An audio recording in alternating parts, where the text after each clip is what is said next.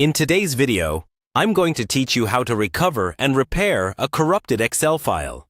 If you've ever tried to open an important spreadsheet and been met with an error message, or the file just won't load properly, don't panic.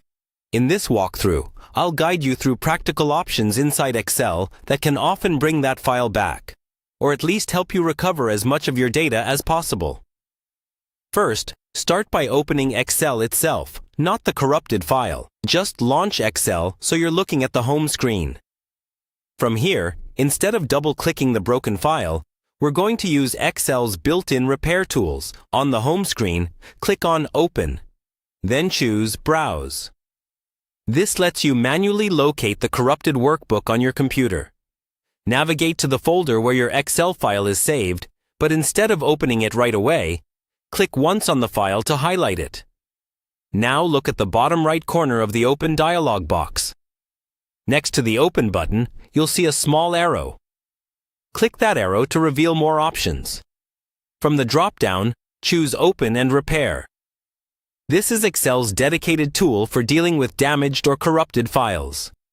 When you select Open and Repair, Excel will show you a prompt with a couple of choices. Usually, you'll see an option that says Repair and another that says Extract Data. Start with Repair. This tells Excel to try to fix the workbook structure and recover everything it can: formulas, formatting, charts, and data. Give it a moment to process.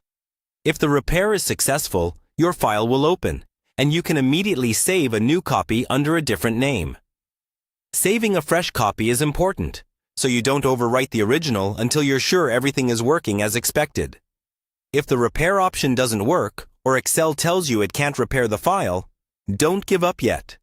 Go back through the same steps. Open Excel, click Open, then Browse. Select your file, click the arrow next to Open, and choose Open and Repair again. This time, choose Extract Data. This option focuses on pulling out the values and formulas from the workbook, even if some of the formatting or certain features can't be recovered. Once Excel finishes extracting what it can, review the recovered data carefully, then save it as a new file.